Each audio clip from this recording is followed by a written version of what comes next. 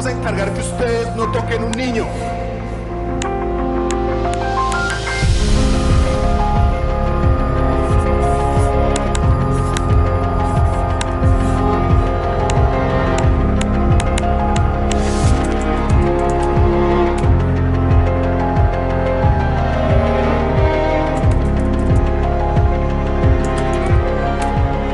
¿Qué más? ¿Este quieres que me lleve? Me lo llevo aquí. ¿Segura? ¡Qué papaya! Los amo.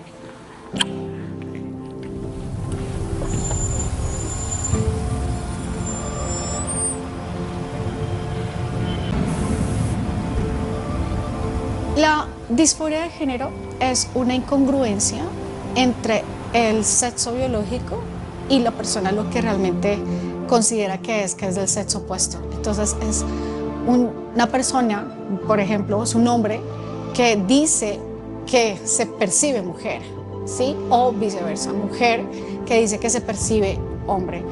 Esta disforia de género se encuentra actualmente en el DSM-5, que es el Manual de Psiquiatría Internacional de Diagnóstico. Esto es una condición mental, no podemos hablar de una enfermedad ni patología. Tristemente, la disforia de género hoy en día no es tratada desde la psicología, desde las diferentes profesiones de la salud. Lo pongo de esta manera: si una persona me llega al consultorio diciendo que tiene una idea de suicidio, no le voy a poner un cuchillo en la mano. Lo que voy a hacer es reconciliar la idea de abrazar la vida para poder vivir una vida a plenitud.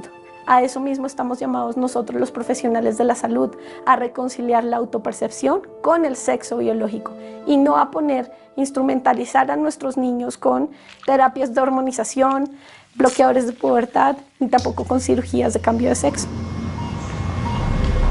Bueno, estamos aquí afuera del Hospital Valle de Lili, en Cali, Colombia. En este hospital se encuentra la clínica de género fundada por el doctor Mario Angulo. Este doctor es la punta de lanza de la agenda transexual para los niños aquí en Colombia.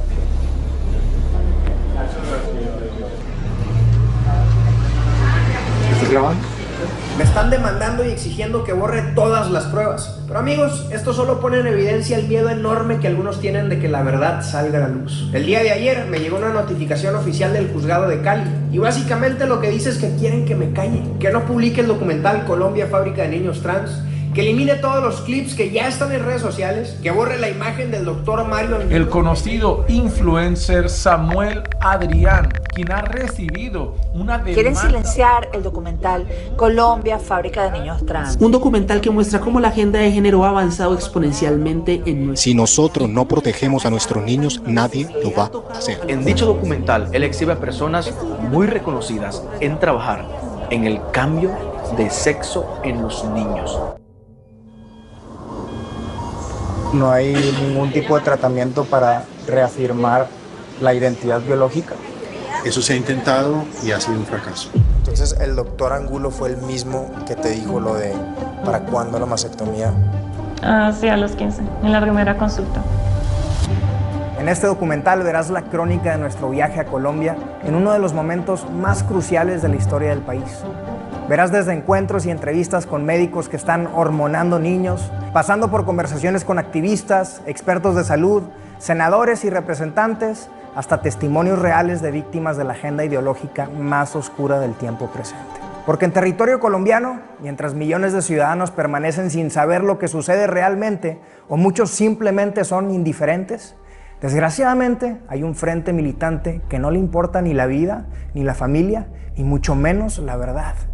Un frente militante que ha comenzado a echar los cimientos de una auténtica fábrica de niños trans.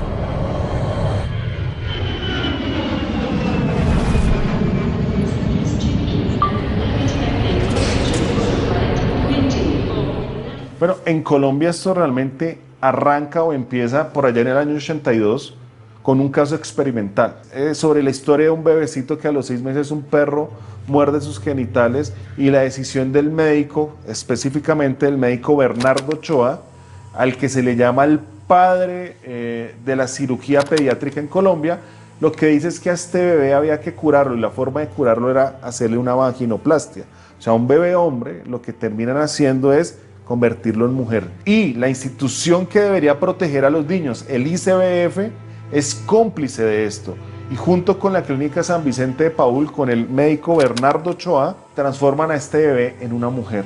Y dan la orden a algunas fundaciones que lo iban a cuidar de que por favor lo criaran como una niña. Supuestamente para salvarlo y curarlo. No solo de las heridas físicas, sino también de las secuelas emocionales que, según sus tratantes, podrían surgir de crecer con un cuerpo mutilado en un entorno incapaz de comprender la diferencia y el trauma. Los médicos, si es que aún merecen ser llamados así, reconocen que se trataba de un procedimiento experimental, un pequeño inocente tratado como aquellas ratas de laboratorio, como si la vida humana fuera un simple objeto de prueba. Al bebé de Antioquia le hicieron una intervención que no solo fue física, sino ideológica y sistemática. A raíz de su caso, se firmó la sentencia T477, la cual prohíbe intervenciones irreversibles sin consentimiento de los menores de edad, estableciendo que la identidad de género es parte de la dignidad humana. Cuando uno lee la sentencia de la Corte, que es la 477 de 1995, claramente dice que este médico estaba haciendo un proceso experimental. Y eso realmente es lo que duele. Y ahí comienza todo. Pero otra cosa aún más aberrante, y es que El Tiempo, que es un medio muy conocido acá, saca una cifra de esa clínica. Y es que casos similares se han practicado cerca de 380 veces, al menos hasta el año 95. Y esto nadie lo sabe porque es que lo saben ocultar. De allá a la fecha han incrementado y ahora lo disfrazan de libre desarrollo de la personalidad o lo disfrazan del bienestar supremo del niño, algo que es totalmente tergiversado. El ICBF, este mismo que experimentó con este bebé, hoy está en el peor escándalo por haber permitido que violaran y abusaran cerca de 15 menores de edad. Este caso pionero ahora protege desde la Corte la autonomía personal de los menores frente a procedimientos médicos forzados. Una batalla había sido ganada, pero la guerra no había acabado y nuevos depredadores venían al acecho.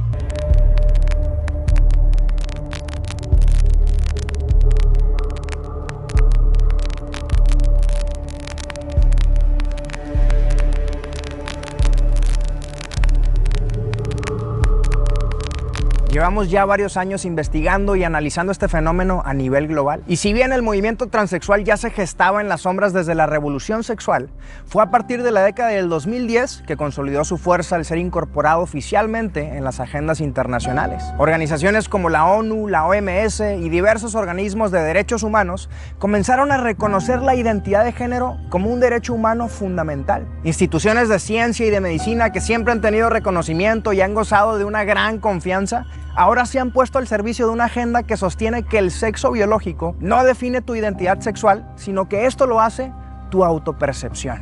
La lucha contra la discriminación y la violencia es válida y legítima, pero amigos, negar la biología más básica tiene consecuencias graves. Y lo hemos visto desde competencias escolares hasta los Juegos Olímpicos. Las mujeres han sido desplazadas y puestas en riesgo por forzar la inclusión de hombres transexuales en categorías femeninas.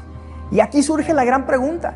Si el sexo biológico no significa nada y todo depende de la autopercepción, entonces, ¿en dónde está el límite? ¿Qué impediría que un hombre con malas intenciones, alegando sentirse mujer, entre al baño de tus hijas? No es cierto que esto no esté pasando en Colombia, pero lo primero que quiero denunciar es que existen intereses económicos detrás de la práctica de este tipo de actividades en menores de edad. Únicamente para el caso de los Estados Unidos de Norteamérica, sin contar que a nivel global estos procedimientos se realizan en muchas más personas.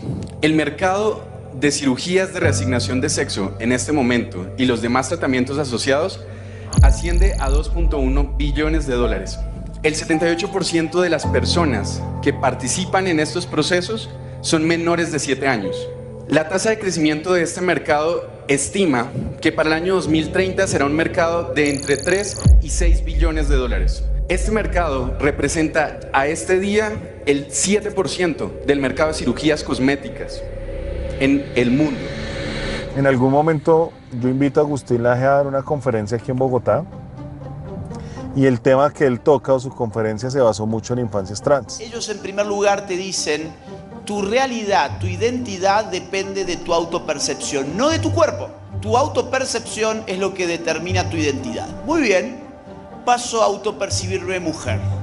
Mi cuerpo sigue igual. Bueno, es que en verdad sí vamos a tener que modificar tu cuerpo. Naturalmente nacemos hombres o mujer. Es la cultura basada en la ideología de género la que está fabricando industrialmente niños trans. Él mostraba cómo en el mundo esto iba avanzando, procesos de transición de menores, una serie de temas que a mí me impactan demasiado. Yo dije, hay que hacer un proyecto de ley para frenar esto en Colombia. Cuando ya está listo el proyecto de ley, tenemos una estructura bastante avanzada, se radica el proyecto de ley y previo a esa radicación me invitan a otro medio de comunicación, Blue Radio, muy conocido en Colombia, me ponen a debatir con la mamá de un niño trans. Yo llegué a la entrevista sin saber que me iban a poner a debatir con la mamá de un niño trans, no tenía ni la menor idea. Sí, Luna inicia desde que empezó a hablar, ¿cierto? A los 2 años Luna siempre se manifestó de que era una niña. Lo que yo hablaba y lo que yo siempre he dicho es que nosotros como adultos siempre invalidamos la voz de estos niños, de nuestras niñas, ¿cierto? Y está ese adultocentrismo, el no creer. Te voy a confesar algo, yo en ese punto no sabía que eso estaba pasando en Colombia. Y la gente no sabía que eso estaba pasando en Colombia. Tiempo después, ponle unos 15 días, empezamos junto con una senadora de Colombia a enviar unos derechos de petición al Ministerio de Salud de Colombia, y como a la semana nos responden, y ahí empezamos a darnos cuenta que hay muchas clínicas en Colombia que estaban hormonizando y aplicando bloqueadores de pubertad a menores de edad. Países nórdicos como Finlandia, Noruega y otros como Inglaterra han decidido tener restricciones con las terapias afirmativas, especialmente aquellas que involucran hormonización en menores de edad y adolescentes, porque se descubrió que esos tales estudios fundadores tienen problemas estadísticos de validación. Entonces, como estos estudios realmente no tienen en concreto evidencia que nos pueda decir que realmente las terapias hormonales van a ser un beneficio psicológico para estos adolescentes y niños, muchos países están empezando a retenerlos, a prohibirlos o a poner restricciones en las metodologías aplicadas por los sistemas de salud. El sentido común es claro, que estas ideologías no pueden contra la ciencia y no pueden contra la evidencia empírica. ¿Qué empieza a suceder en Reino Unido, sobre todo y en los países nórdicos? Que muchas personas que hicieron los procesos hormonales desde chiquitos, cuando crecen se dan cuenta que los habían engañado, que no les habían informado cuáles iban a ser las consecuencias a mediano y a largo plazo. En el caso de Suecia, cerca de 800 personas transexuales, cuando ellos se dan cuenta de este año, ellos dicen, me esterilizaron de manera forzosa. Y cerca de 800 personas transexuales en Suecia exigen al Estado que los indemnice. En Reino Unido pasa lo mismo, se levanta una persona muy valiente, Kayla Blel, demanda en la clínica Tavistock y logran ganar esta demanda. Hoy el cierre del hospital Tavistock marca el final de una era y abre un intenso debate sobre los límites de la medicina, la ética y la protección de los menores. Todas estas organizaciones y sobre todo el negocio farmacéutico, al ver que empiezan a fracasar en Europa, empiezan a hacer un gran lobby y una presión en América Latina, y Colombia es el principal país donde este lobby lo estamos viendo. I'm the mother of a trans daughter. I will do everything that I can, along with millions of other people, to support and defend the rights of these trans young people.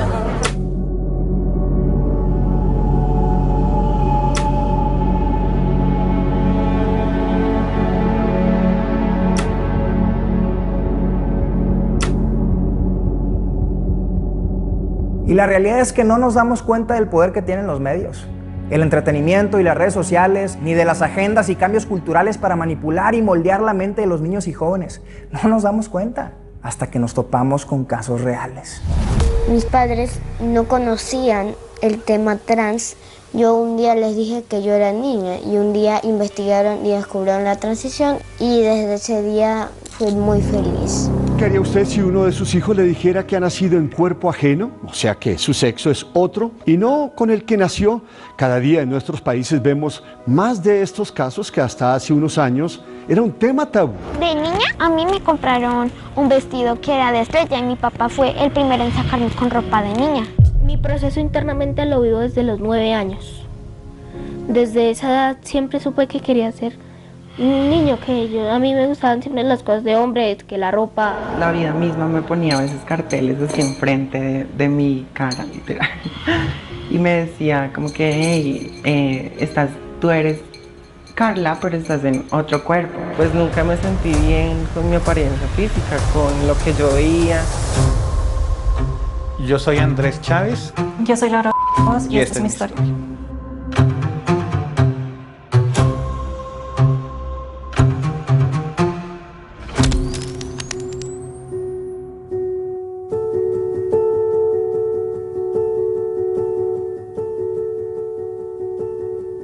Todo comenzó desde que tenía 7 años.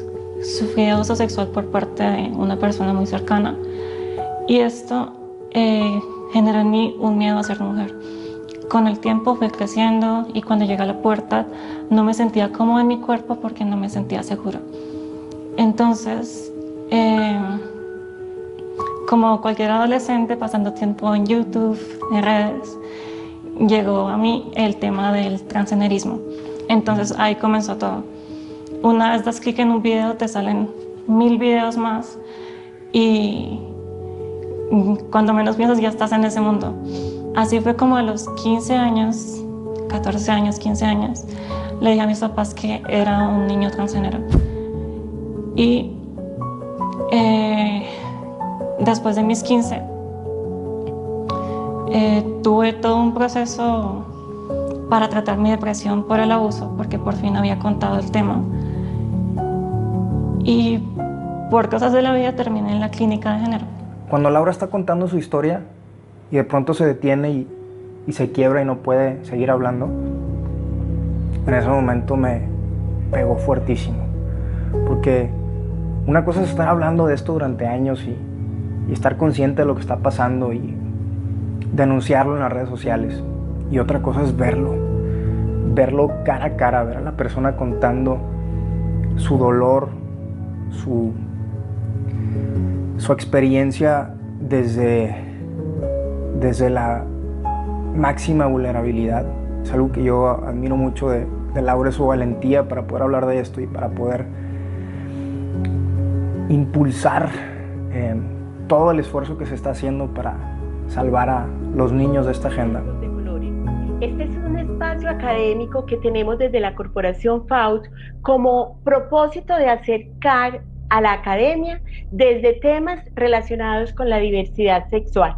Pues te quiero contar que nuestro gran invitado es nada más y nada menos, que ya ustedes pues ya por los medios se han dado cuenta, él es el doctor Mario Angulo. Él es pediatra, endocrinólogo, escritor y fundador de la Clínica de Género en la Fundación Valle de Lili en Cali. Bienvenido, doctor. Gracias, es un honor para mí acompañarlos el día de hoy.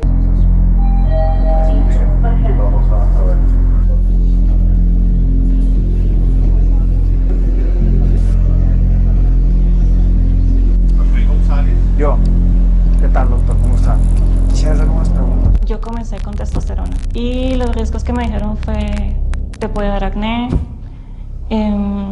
te puede dar mucho calor, pero no dijeron por qué. Y esos fueron como los riesgos que me comentaron. Decían que una vez parara de tomar los medicamentos, pues todo volvía a la normalidad sin ningún problema.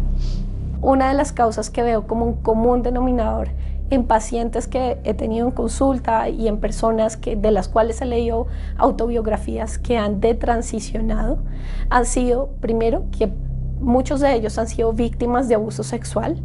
2, han tenido padres maltratadores. 3, cuando desde el vientre han sido rechazados por su sexo Esto también es una raíz profunda que, querramos o no, no podemos negar la espiritualidad del ser humano. Estas raíces de rechazo también marcan el camino de vida de una persona y finalmente una desconexión de Dios, su fuente de vida. ¿En qué consisten los tratamientos de la clínica? Mira, nosotros hemos estructurado un equipo multidisciplinario, psiquiatría, psicología, pediatría, medicina familiar y endocrinología pediátrica, para dar manejo a todo lo que es la identidad diversa en niños y adolescentes. Trabajamos con pacientes menores de 18 años. Andrés es un hombre que nos va a contar su testimonio, su historia de cómo transicionó, primero socialmente, haciéndose pasar por mujer, pero después pasando por un proceso de hormonización cruzada para más tarde arrepentirse y abrazar su identidad verdadera. Entonces, bueno, vamos por él.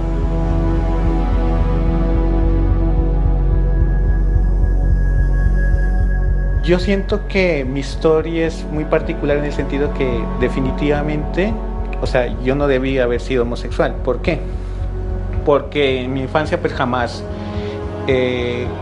hubo, digamos, como manifestaciones, digamos, de la disforia como tal, como se puede ver ahora pues en los adolescentes, incluso pues en las infancias. Yo recuerdo que en esa época salió un programa de televisión, una novela, y en esa novela participaba una persona trans. Y yo cuando vi a esa persona, yo me hice la pregunta, ¿será que yo soy como esa persona? Empiezan a sufrir algo que se llama contagio social, la influencia por las redes sociales, la influencia por la educación o porque sus padres los influenciaron.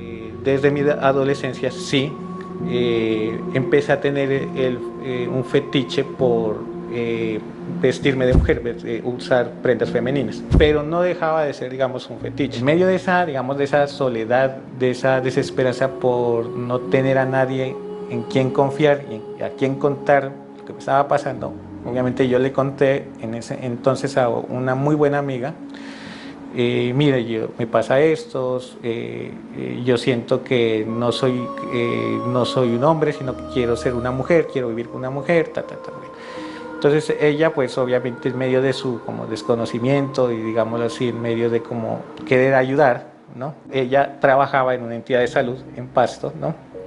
Y obviamente en ese entonces empezaban los activismos LGBT en Pasto. No es lo mismo un niño que crece en un hogar disfuncional y a eso le sumamos todas estas ideas seculares que vienen a través de la educación, que se las implementan desde muy pequeños y que adicionalmente no solamente los bombardean a través de la educación que reciben en el colegio o en los jardines, sino adicionalmente a través de los medios de comunicación, el arte, el entretenimiento y todas estas industrias que terminan bombardeándolos con cada vez más y más y más información.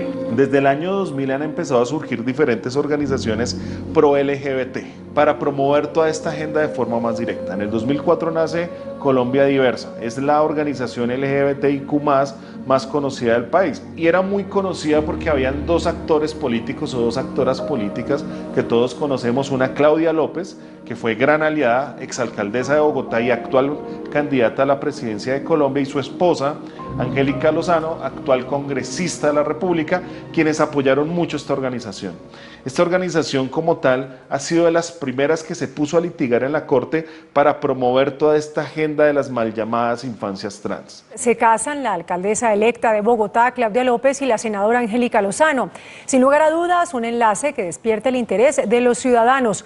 Pero ¿qué tan común son las uniones entre parejas del mismo sexo? El Partido Verde dio a conocer el resultado de la encuesta para elegir su candidato único que los representará en las elecciones presidenciales de 2018. La senadora Claudia López fue elegida como la candidata presidencial. Entonces, esta persona, por trabajar en el sector salud, una entidad de salud, empezó a conocer activistas de la población LGBT. Entonces, esos activistas obviamente empezaban a meter como sus influencias, su ideología, cuando todavía Pasto eso estaba muy incipiente. Entonces ella conoció a una fundación LGBT que trabaja con esta población, que ni sé qué, ni sé cuándo, bueno, y me remitió allá. Básicamente en 2 sesiones En 2 sesiones ella me habló de nuevas masculinidades, de teoría de género, de teoría queer, o sea, encontré la solución a mis problemas. Profesionales de la salud que investigan cuáles son los efectos negativos de las terapias afirmativas son censurados, no los dejan hacer exposiciones en las universidades, no les permiten publicar sus papers en revistas indexadas porque las mismas revistas están controladas por poderes políticos e ideológicos externos a los intereses epistemológicos que deberían ser los que motivan la investigación científica. Entonces acá hay un problema grande. Si nosotros confiamos en la ciencia publicada en revistas indexadas, pero esa ciencia, como demostró Boghossian en 2018 y Sokal en los 90, está manipulada por intereses ideológicos y políticos, ¿qué sentido tiene que nos estemos basando en esos papers y en esa información, en esas revistas, para tomar decisiones tan delicadas como terapias para hormonizar niños o todo lo que tiene que ver con cómo nosotros los psicólogos tenemos que abordar la disforia de género, entre otras condiciones? Entonces nos están forzando de cierta manera, en ciertos sectores, no digo que en todos, a los psicólogos, a los profesionales de la salud,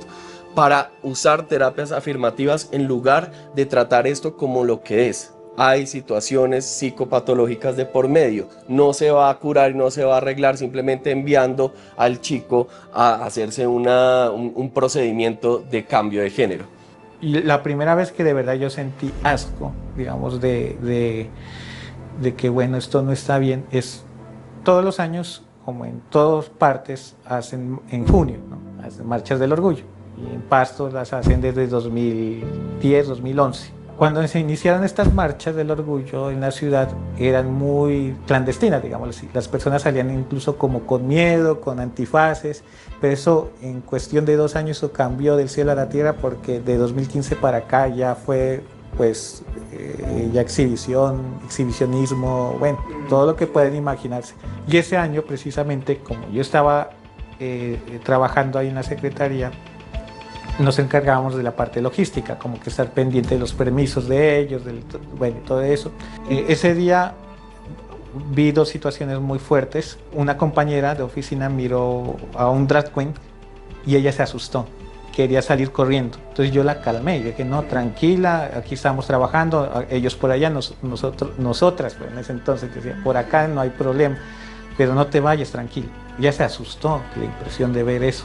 Y la segunda situación es cuando ya terminó la marcha, que tenemos que estar pendientes ahí donde terminaba, cuando yo empecé a ver ya mucho adolescente, pues incluso menores de edad pensaría, y eso sí me impresionó.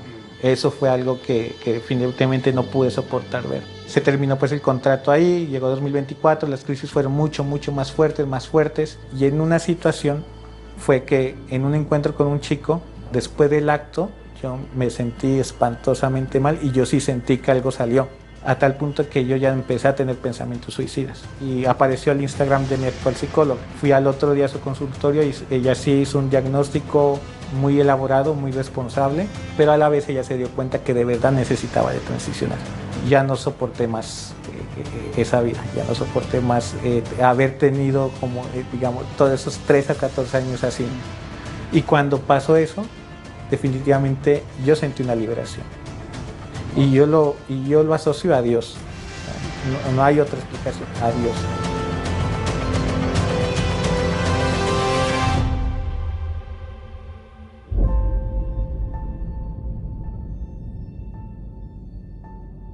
Bueno, estamos aquí afuera del Hospital Valle de Lili, en Cali, Colombia. En este hospital se encuentra la clínica de género fundada por el doctor Mario Angulo. Este doctor es la punta de lanza de la agenda transexual para los niños aquí en Colombia. Me metí como infiltrado en el hospital. Tuvimos que preguntarle a como 10 personas diferentes que nos enviaban con otros, porque nadie sabía que existía aquí adentro una sección de género. Una sección en donde hormonan a niños, en donde los dejan infértiles, porque eso nos lo confesó el doctor. El riesgo, por ejemplo, de los bloqueadores hormonales con respecto a la fertilidad. En un niño biológicamente masculino, que se le coloque el bloqueador y que siga la ruta hacia una afirmación de género completa, no va a tener fertilidad, porque esos testículos nunca se desarrollan. Entonces esos testículos nunca van a ser capaces de producir esperma.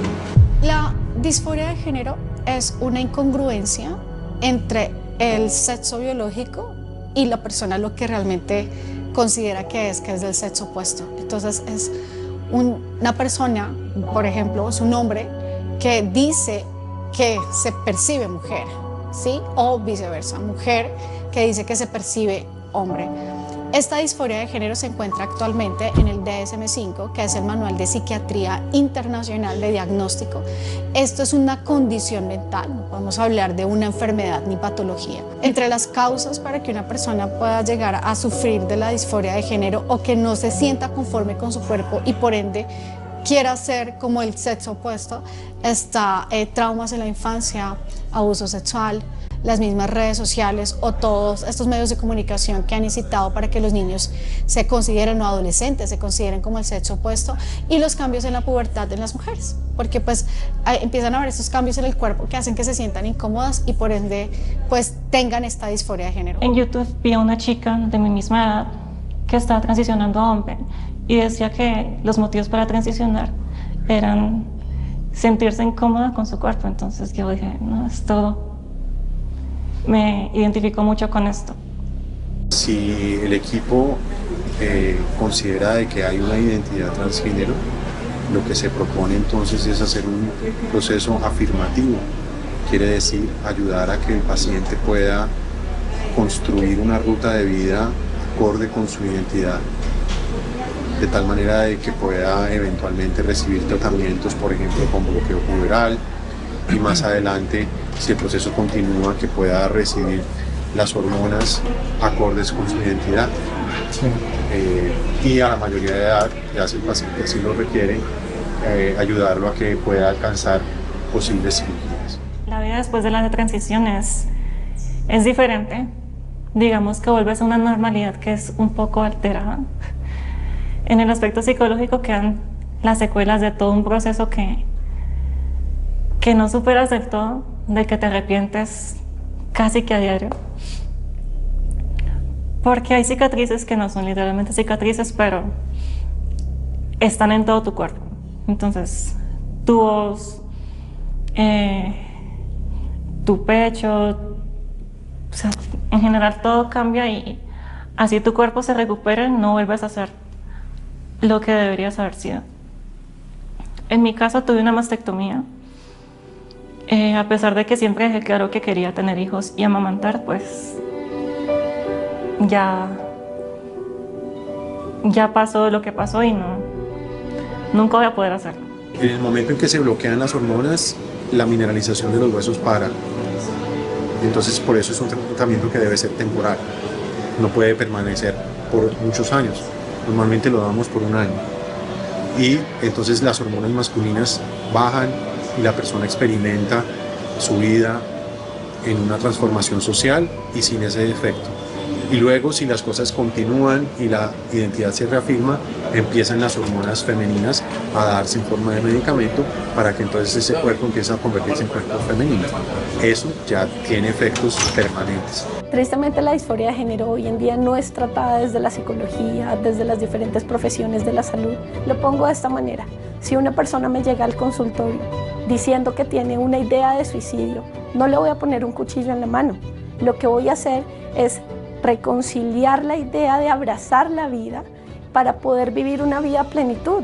A eso mismo estamos llamados nosotros los profesionales de la salud, a reconciliar la autopercepción con el sexo biológico y no a instrumentalizar a nuestros niños con terapias de hormonización, bloqueadores de pubertad y tampoco con cirugías de cambio de sexo.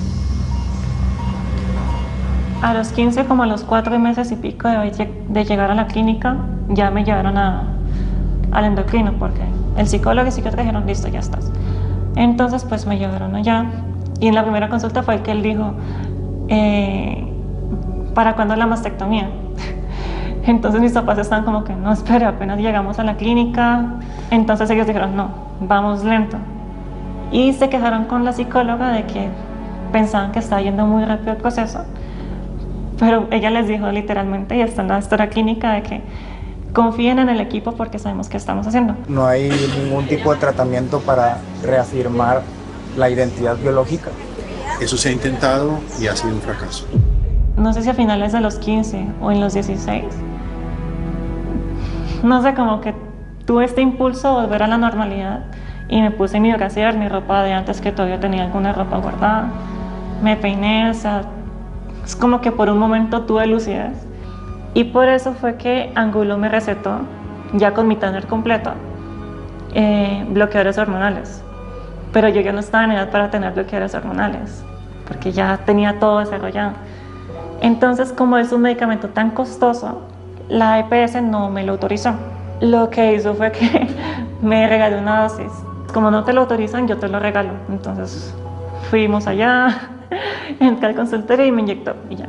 Pero pues eso es ilegal. No se puede dar medicamento a un niño sin ponerle una historia clínica ni... Entonces, ¿el doctor Angulo fue el mismo que te dijo lo de para cuándo la mastectomía? Sí, a los 15, en la primera consulta. Y bueno, entre un montón de otras cosas que al final de cuentas trató de decirnos que dentro de todo eso seguía siendo un proceso bueno y un proceso recomendable en la vida de los niños, porque si no, entonces corrían el riesgo de deprimirse, de querer quitarse la vida, de querer hacerse daño o vivir infelices durante toda su vida hasta que lo peor pudiera suceder. Las personas que se les obliga a vivir una vida que no es acorde con su identidad, generalmente son personas que van a tener altísimos niveles de depresión, ansiedad y muchos de ellos incluso intentos de suicidio. Fue un proceso muy acelerado. Un adolescente es muy fluctuante y no debería estar en la posición de tomar decisiones permanentes, de las cuales en su adultez pues se puede arrepentir. Son fases de la adolescencia. Yo antes tenía el pensamiento de que era mejor si una persona transicionaba desde joven para que su cuerpo no se desarrollara en lo que no quería que se convirtiera. Ahora pienso que es la peor decisión que se puede tomar. ¿Por qué? Porque, como en mi caso y muchos otros casos, de que cuando llegue a la adultez y su cerebro por fin madure, se dé cuenta de que todo eso que construyó en su adolescencia no era lo que realmente quería. No se puede hacer un proceso de afirmación sin saber cuál es el origen.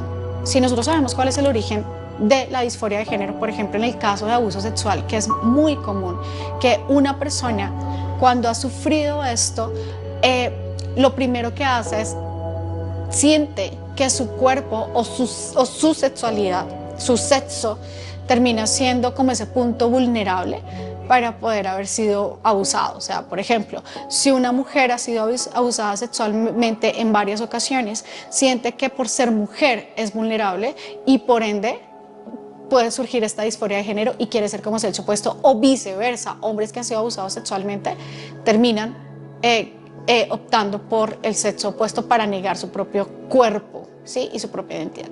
Entonces es importante que la disforia de género arranque detectando cuáles son esas causas y no iniciando un tratamiento como estos. ¿Qué pasa con las terapias afirmativas? Que si tú le afirmas a esta persona su identidad sin tener en cuenta las causas, pues esta persona posiblemente va a generar otro tipo de condición y otro tipo de trastornos. Pero no, adicionalmente a esto no se va a solucionar el problema raíz. Y precisamente la clínica de género en donde interviene Ana Laura es a donde fuimos en Cali. Y nosotros íbamos a grabar, a hacer preguntas, íbamos con cámaras ocultas y nos llevamos la sorpresa de que terminé hablando con el mismo doctor que comenzó a hormonarla desde que era menor de edad, desde los 15 años. Y si no hay una conexión entre la homosexualidad y el transgénero, entonces podría haber una persona que sienta que tiene la identidad. Por ejemplo, yo me siento mujer, pero me atraen las mujeres. Sí. O sea, ser homosexual, digo, ser heterosexual, pero ser transexual al mismo tiempo. Entonces, si ese ejemplo que tú me pones, tú serías una mujer transgénero heterosexual, porque se basa en que tú eres, homosexual, porque tú eres entonces una mujer que le gustan las mujeres. Nos bajamos en definirte como tu identidad, no como tu biología. Entonces tú serías una mujer transgénero homosexual. Okay. Bueno, Traniela en la actualidad es una mujer transgénero. Una mujer transgénero. Sí, y transviana. Transviana es una mujer lesbiana. Claro, que le gustan las mujeres. ¿Te gustan? ¿No te gusta? ¿Nunca te gustaron los varones? No. Siempre me gustaron las mujeres. A ver, yo soy un poco cuadrada. ¿Me puedes explicar cómo es que te vestís de mujer, que te gustan las mujeres, que no te gustan los varones? ¿Y qué tipo de mujer, ya la re perversa, y qué tipo de mujer te gusta? ¿Cómo es? Bueno, Porque además tenés una esposa y tenés hijas. En Colombia, durante los últimos años, los sectores LGBTIQ han concentrado su agenda política en impulsar reformas de carácter trans, especialmente a través de proyectos de ley. El primero, conocido como la Iniciativa contra las Terapias de Conversión, formalmente llamadas ECOSIEC, ha sido presentado en 3 ocasiones. Aunque no se presenta como una medida para prohibir dichas prácticas, opositores señalan que incluyen disposiciones para permitir el cambio de sexo en menores de edad y sancionar a quienes discrepen de esta visión. En junio de 2024, tras una fuerte movilización social y más de 200.000 firmas, el proyecto fue archivado. En paralelo, se presentó la Ley Integral Trans, elaborada con la participación de más de 1.300 personas del colectivo trans y respaldada por el gobierno de Gustavo Petro. El texto propone medidas amplias en salud, educación, trabajo y vivienda, además de garantizar el acceso gratuito a cambios de nombre y sexo, terapias hormonales y cirugías de adecuación corporal. Uno de sus puntos más controvertidos es la atención médica integral para personas trans sin restricción de edad, abarcando también a niños y adolescentes. Vamos rumbo a Bogotá y hoy vamos a ir al Congreso, nos van a recibir para platicar con algunos senadores y congresistas sobre ese tema. Vamos a ver qué nos dicen.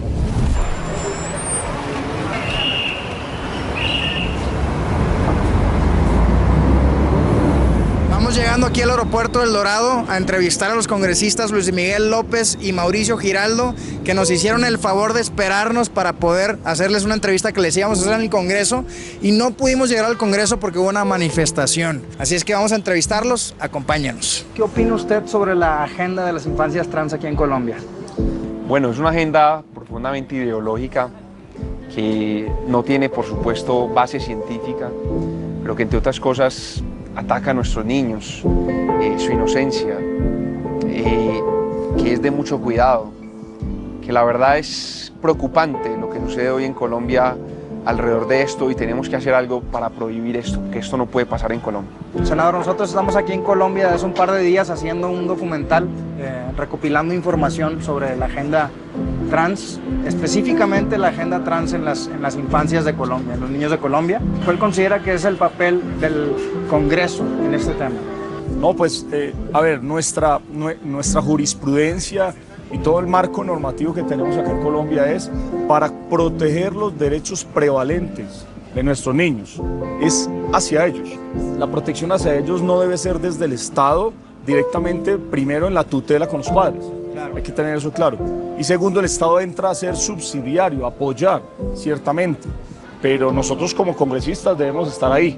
Primero, estar muy atentos, ¿sí?, a hacer cumplir el marco normativo, ¿sí?, y toda la jurisprudencia. Y segundo, hemos estado haciendo campañas ciertamente porque con nuestros hijos no se pueden meter. Tenemos un problema en mi país y quiero contarles a ustedes que en Colombia tenemos una Corte Constitucional, que es una corte que es garantista de los derechos y las libertades. Sin embargo, ha sido excesiva en esa garantía de las libertades, y en el caso puntual de las infancias trans, la Corte ha proferido, los fallos que ha proferido en un caso particular los están convirtiendo en un fundamento general, y se están produciendo o expidiendo por parte del Gobierno Nacional a través de las entidades, Supersalud, Ministerio de Salud, directrices y lineamientos en las cuales esas medidas que era para un caso particular se están convirtiendo en una norma general que permite a los niños, sin ningún control, empezar a experimentar y empezar a exigir unos cambios y unas situaciones que afectan el curso, el desarrollo biológico de la niñez. Entonces es peligrosísimo. Si no se involucran los padres, si no hay una participación, no se involucran realmente en este tipo de procesos, pues las voces minoritarias ganan. No cabe duda de que la Colombia que soñamos, una nación reconciliada, justa y con futuro, depende hoy en gran parte de cómo cuidamos y protegemos a nuestros niños. Vivimos en un país que ha cargado con décadas de violencia, desigualdad y corrupción, pero hoy enfrentamos una amenaza diferente. Ideologías que bajo un disfraz de amor e inclusión están penetrando los sectores más vulnerables y sembrando confusión en los corazones más inocentes.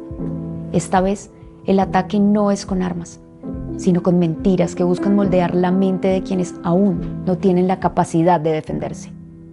Un mensaje para la Fundación Santa Fe, un mensaje para la Clínica El Valle de Lili, un mensaje para Profamilia. Hasta el último día nos vamos a encargar que ustedes no toquen un niño. La dignidad humana no es los fármacos, eso no es dignidad humana. Dignidad humana es defender sus vidas y ahí los acompaño. Pero con los niños, Fundación Valle de Lili, Fundación Santa Fe, no se metan.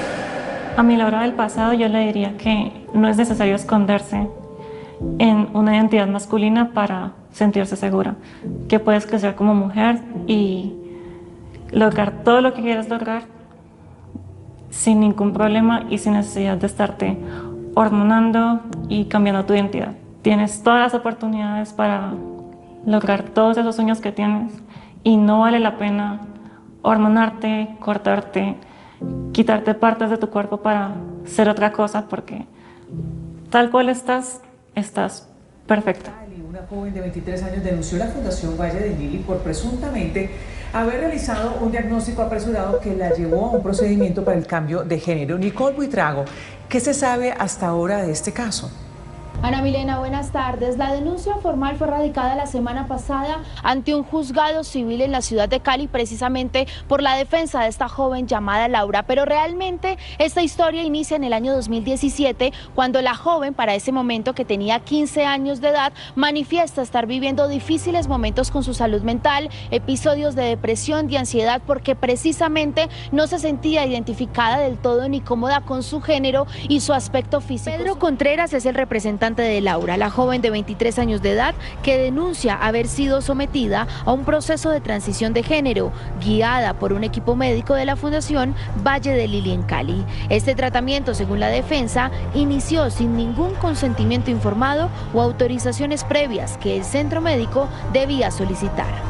La historia comienza con un abuso sufrido cuando estaba en una edad muy temprana, entre 5 y 7 años, y ella crece entonces con miedo a ser mujer. Alegan ante la justicia que los especialistas del centro hospitalario le habrían entregado un diagnóstico apresurado, con el que iniciaron un tratamiento irreversible, en el que incluso se le dio la autorización para realizarse una masculinización torácica, procedimiento quirúrgico en donde se extirpa el tejido mamario y crean un contorno de pecho masculino. Ellos arrancan a intervenirla, pero en ningún momento les hacen firmar, y esto lo dicen tanto la mamá como el papá como Laura, les hacen firmar el consentimiento informado que la ley exige, que en estos casos la jurisprudencia ha dicho que tiene que ser cualificado. Ellos no tienen memoria de haber firmado ese consentimiento informado, y cuando nosotros, el equipo jurídico, le pidió a la clínica que nos lo enviara, se lo pedimos 3 veces, nunca nos lo hizo llegar. Luego de realizarse este procedimiento, la joven manifestó que no se sentía cómoda y quería revertir el resultado. Decidió alzar la voz y buscar guía profesional para volver a tener aspecto de mujer y emprender esta batalla jurídica. Esto es en 2020, ella dice: yo soy Laura, soy mujer y todo lo que hice fue un error. Pero ojo, porque dentro del tratamiento ella también lo manifiesta. Y esto es muy temprano en 2017, segunda mitad de 2017. Y esto es muy relevante que lo sepa la gente, porque los médicos debieron haberlo tenido en cuenta para el diagnóstico. Cuando usted habla de disforia de género, es una persona que de manera permanente tiene inconformidades con su cuerpo porque piensa que el sexo es el opuesto. Ella no lo mostró de manera permanente. Este caso ha despertado de nuevo un debate sobre el vacío legal que existe frente a las leyes que regulen y estipulen los parámetros para estos procedimientos de transición de género. Por eso quiero ser muy claro, esta demanda no nos va a detener, no nos vamos a echar para atrás, no vamos a borrar absolutamente nada, no vamos a escondernos. Al contrario, tenemos la responsabilidad moral de seguir adelante, porque cuando alguien intenta silenciarte usando la ley como arma, lo que realmente te están diciendo es: por favor, no le digas a la gente lo que descubriste. Y lo siento mucho, pero eso no va a pasar. Así es que si el plan era meterme miedo, no les funcionó. Si el plan era detener el estreno del documental, fallaron. Por último, quiero hablarte directamente a ti.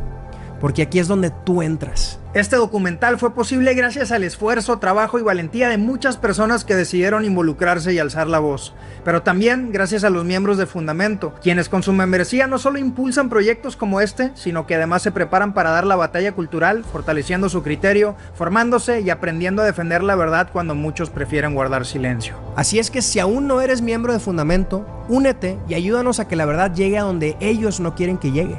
Tu apoyo hace toda la diferencia en esta batalla. Porque esto no se trata de mí, no se trata de la demanda, no se trata de un doctor incómodo, se trata de una industria que durante años ha querido operar sin que nadie haga preguntas. Pero eso se acabó. El futuro de los niños vale más que el ego de un doctor. Y la verdad no se demanda, la verdad se enfrenta y no la van a callar.